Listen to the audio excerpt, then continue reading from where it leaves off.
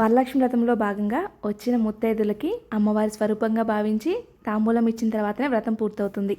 Hi friends, అందరికీ నమస్కారం. Welcome to Sukriti's home.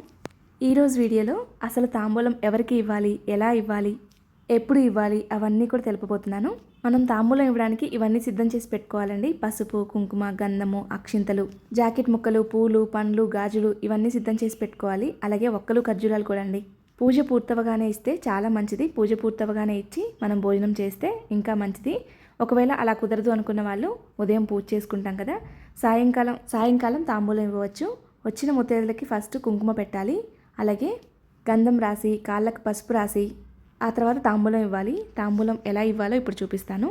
తాంబూలానికి ముందే అన్ని సిద్ధం చేసి పెట్టుకోవాలి. అలాగే ఎంతమందికి ఇస్తున్నామో అంతమందికి సిద్ధం చేసి పెట్టుకోవాలి.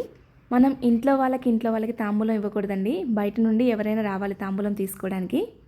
అంటే మన ఇంట్లో తోటికోడలికి, ఆడపడుచుకి అంటే తాంబూలం ఇస్తే మంచిదే, కానీ అవి కౌంట్ చేసుకోకుండా ఇవ్వండి.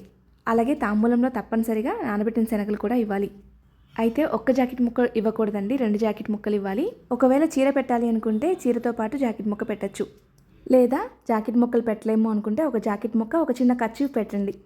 జాకెట్ ముక్కల మీద తమలపాకులు పెట్టి దాని మీద పసుపు, కుంకుమ ఇలా ప్యాకెట్స్ పెట్టచ్చు. లేదా ఒక పేపర్స్లో కట్టేసైనా పెట్టచ్చు.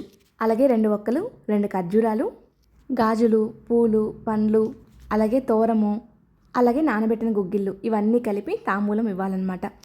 వాళ్ళకి తాంబూలం ఇచ్చిన తర్వాత దాంట్లో ఉన్న తోరాన్ని తీసి వాళ్ళ చేతికి కట్టాలి. అలాగే కాళ్ళకి దండం పెట్టుకొని అక్షింతలు వేయించుకోవాలి.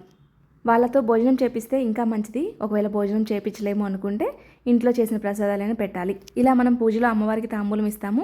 అలాగే వచ్చిన ముత్తైదులకు కూడా తాంబూలం ఇస్తాము. మనం పూజ ఎంత ఘనంగా చేసుకున్నా మన యొక్క తపన అమ్మకు చేరుతుంది తప్ప అమ్మవారు స్వయంగా తాంబూలం తీసుకోలేరు. కానీ ముత్తైదుల రూపంలో వచ్చి స్వయంగా స్వీకరిస్తారు. అందుకే తాంబూలం ఇచ్చేటప్పుడు పేద, ధనిక, కులభేదాలు లేకుండా మనస్ఫూర్తిగా తాంబూలం ఇవ్వాలి. ఈ విధంగా వరలక్ష్మి వ్రతంలో తాంబూలం ఇస్తాము. ఈ వీడియో మీకు నచ్చింది అనుకుంటున్నాను. అలాగే మీలో కొంతమందికైనా ఉపయోగపడుతుంది అనుకుంటున్నాను.